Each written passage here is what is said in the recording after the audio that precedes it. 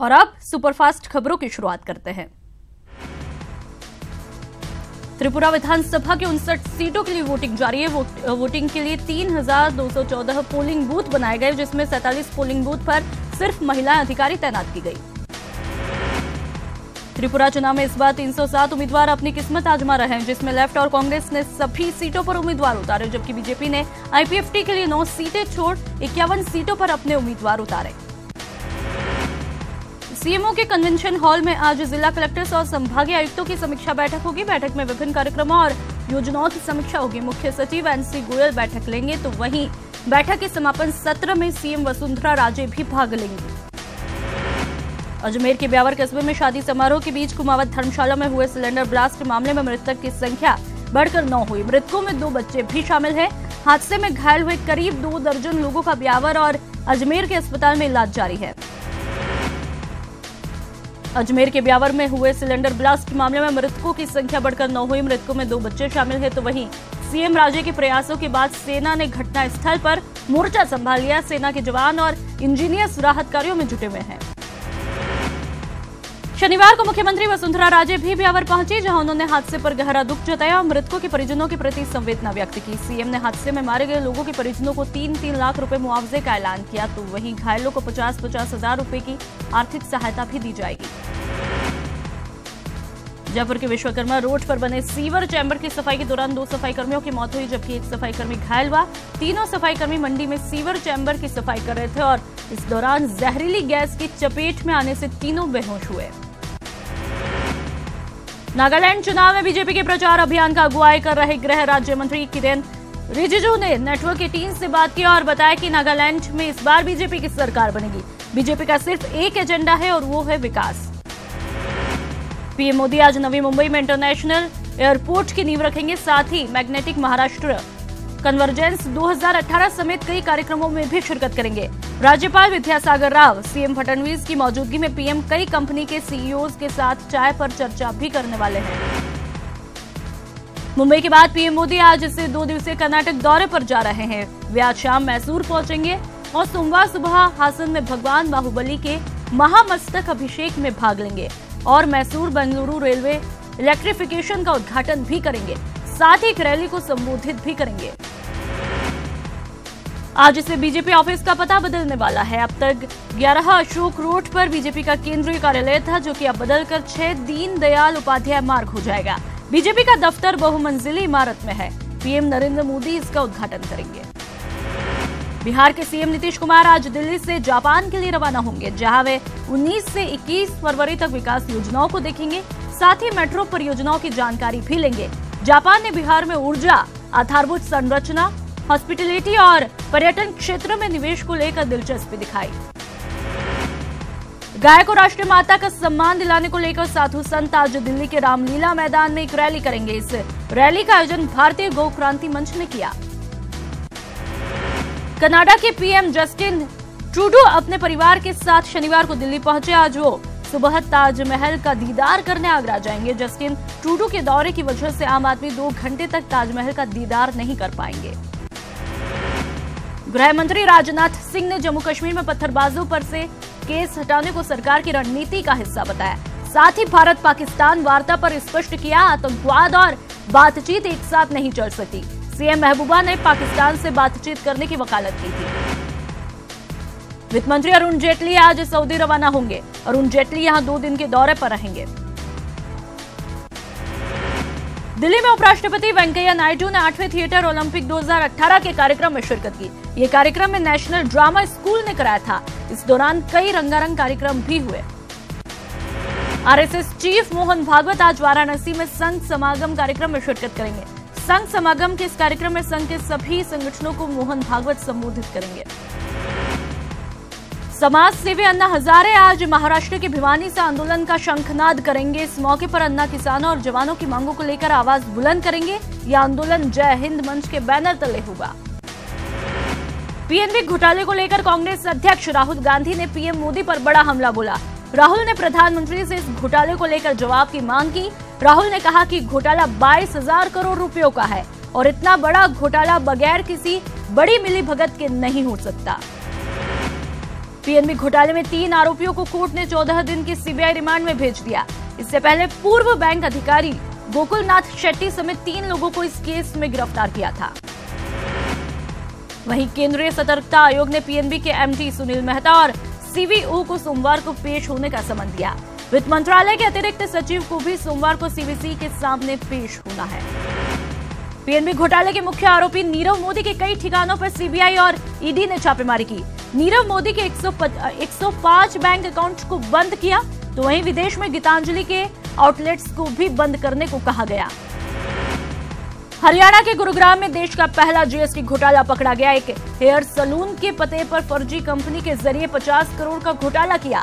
Police ने मामला दर्ज करके जांच शुरू कर दी। इससे पहले भी आरोपी कंपनी 27 करोड़ का चूना लगा चुकी है। ईरान के राष्ट्रपति हसन रूहानी और पीएम मोदी के बीच डेलीगेशन लेवल की बातचीत हुई। इस मीटिंग के बाद दोनों देशों के बीच सुरक्षा, व्यापार और ऊर्जा समेत 9 करार हुए। जॉइंट स्टेटमेंट में पीएम मोदी ने चाबहार गेटवे के लिए ईरान का आभार जताया। ईरान के राष्ट्रपति हसन रूहानी ने राष्ट्रपति भवन में राष्ट्रपति रामनाथ कोविंद से मुलाकात की। इस दौरान पीएम मोदी, उपराष्ट्रपति वेंकैया नायडू भी मौजूद रहे। कांग्रेस के प्लेनरी सेशन 16 से 18 मार्च तक दिल्ली के इंदिरा गांधी ओपन स्टेडियम में किया जाएगा। कांग्रेस की स्क्रीनिंग कमेटी की बैठक में इसका फैसला किया। बैठक में कांग्रेस अध्यक्ष राहुल गांधी, सोनिया गांधी, पूर्व पीएम मनमोहन सिंह समेत कई कांग्रेस नेता मौजूद रहे। दिल्ली एमसीडी चुनाव से ठीक पहले कांग्रेस को छोड़ बीजेपी में जाने वाले अरविंदर सिंह लवली ने घर वापसी की।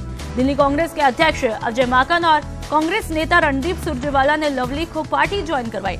लवली शीला दीक्षित के खेमे के माने जाते हैं। आंध्र प्रदेश के सीएम चंद्रबाबू नायडू मोदी सरकार से नाराज नजर आए। गुंटूर में एक कार्यक्रम के दौरान उन्होंने कहा कि वो दिल्ली 29 बार जा चुके हैं, लेकिन अभी आंध्र प्रदेश के लोगों के साथ न्याय नहीं हो पाया। उन्होंने साफ किया कि वो बीजेपी के साथ इसलिए है ताकि जनता के साथ न्याय कर पाए। दिल्ली मेट्रो पुलिस ने मेट्रो ब्रेव हर्ट नाम से कार्यक्रम का आयोजन किया, जिसमें 33 बहादुर यात्रियों को सम्मानित किया।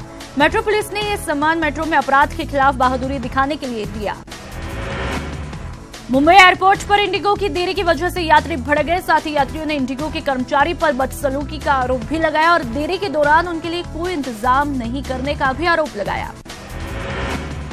चंदौली में यूपी बोर्ड के इंटर की फिजिक्स का पेपर लीक होने से सनसनी फैली।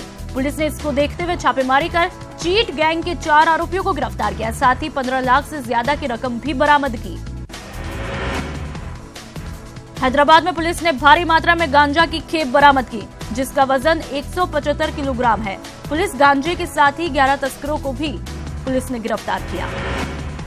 मुरादाबाद में घर के पास जमा हुए गंदे पानी में डूबने से 2 साल के बच्चे की मौत हुई। पीड़ित पिता ने इसके लिए नगर निगम को जिम्मेदार ठहराया। मृतक बच्चे के पिता का कहना है कि वो कई बार नगर निगम से शिकायत भी कर चुके हैं, लेकिन कोई कार्रवाई आज तक नहीं हुई।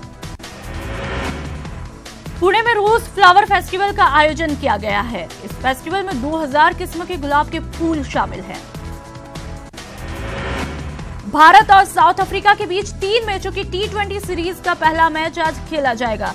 जोहान्सबर्ग में होने वाले इस मैच में विराट सेना जीत के साथ विजयी शुरुआत करने उतरेगी। इस मैच में सुरेश रैना की वापसी होगी। महेंद्र सिंह धोनी ने अंतर्राष्ट्रीय क्रिकेट में 600 कैच पकड़ने वाले दुनिया के तीसरे विकेटकीपर बन गए। धोनी ने साउथ अफ्रीका के खिलाफ 6ठे वनडे में अमला का कैच पकड़ते ही ये रिकॉर्ड अपने नाम किया। धोनी ने टेस्ट में 256, वनडे में 297 और T20 में 47 कैच पकड़े। पाकिस्तान के लाहौर में आतंकवाद विरोधी न्यायालय ने 7 साल की लड़की जैनब के बलात्कार और हत्या के बहुचर्चित मामले में आरोपी इमरान अली को मौत की सजा सुनाई। कोर्ट ने इस मामले को बेहद संगीन माना और कहा कि बलात्कारी को 4 बार मौत की सजा मिलनी चाहिए। कोठारी हॉस्पिटल और निरामया हार्ट सेंटर की तरफ से बीकानेर की स्वास्थ्य सेवाओं को नया आयाम देते हुए हृदय रोग विभाग का शुभारंभ किया। कोठारी हॉस्पिटल के परिसर में हुए समारोह में कैथलैब का शुभारंभ वरिष्ठ सर्जन डॉक्टर BR सिंह ने फीता काटकर किया। नागौर एसपी परेश देशमुख मेड़ता सिटी के दौरे पर रहे। इस दौरान एसपी परेश देशमुख ने सीओ कार्यालय का निरीक्षण किया। उन्होंने सीओ कार्यालय के रिकॉर्ड संधारण के संबंध में चर्चा की। बूंदी में मीणा समाज के लोगों द्वारा मनाए जाने वाले मत्स्य महोत्सव के तहत भागवत कथा के लिए कलश यात्रा निकाली। 25 फरवरी तक भागवत कथा का आयोजन होने के बाद निकलने वाली विशाल शोभा यात्रा के साथ महोत्सव का समापन होगा। चूरू के राजलदेसर के गांव सिमसिया जाने वाला रास्ता पूरी तरह क्षतिग्रस्त है। बड़े वाहन चालकों सहित दुपहिया वाहन चालक परेशान होते हैं। संबंधित विभाग ध्यान नहीं दे रहा। जैसलमेर के पोखरण में भादरिया गांव स्थित भादरिया महाराज की 8वीं पुण्यतिथि को लेकर 2 दिवसीय धार्मिक अनुष्ठानों का आयोजन हुआ। समिति द्वारा श्रद्धालुओं के लिए दर्शन हेतु विशेष व्यवस्थाएं की गई। उदयपुर के मावली कस्बे के विधायक दलीचंद डांगी का ग्रामीणों ने गर्मजोशी से स्वागत किया। बजट घोषणा के बाद दलीचंद डांगी पहली बार मावली पहुंचे थे। विधायक डांगी के साथ ग्रामीणों ने कस्बे में जुलूस भी निकाला। रतनगढ़ में गांव हरदेसर के रहने वाले संजय कुमार पूनिया ने बेटे की शादी अनोखे ढंग से की। उन्होंने बेटे की शादी बिना दहेज के करते हुए बहू को सम्मान के साथ अपने घर लाने की परंपरा भी निभाई। बेटे बहू को हेलीकॉप्टर के माध्यम से ही घर बुलाने की रस्म निभाई। अजमेर में शिक्षा मंत्री वासुदेव देवनानी ने बोर्ड परीक्षा देने वाले विद्यार्थियों के बीच जाकर उन्हें बोर्ड परीक्षा के तनाव से मुक्त रहने के साथ ही परीक्षा के टिप्स भी दिए। आयोजित कार्यक्रम में मंत्री देवनानी ने केंद्रीय बालिका विद्यालय में पहुंच छात्राओं से मुलाकात की। जयपुर डिस्कॉम आज 12 जिलों में 101 स्थानों पर सुबह 10 बजे से शाम 6 बजे तक शिविर आयोजित करेगी। शिविरों में परिवारों को मुफ्त बिजली कनेक्शन जारी किए जाएंगे। साथ ही उपभोक्ता खराब मीटर बदलने के आवेदन भी कर सकेंगे। उदयपुर के महाराणा भूपाल अस्पताल के हालात इन दिनों बेहाल नजर आ रहे हैं। अस्पताल की जनाना यूनिट के पीछे निर्माण कार्य होने से मरीजों और उनके परिजनों को सांस लेने में दिक्कत हो रही है। जयपुर के रसद विभाग जिले में बंद राशन की दुकानें फिर से खोलने की तैयारी में है। विभाग 147 उचित मूल्य की दुकानों के आवंटन के लिए 16 मार्च तक आवेदन पत्र मांगे हैं।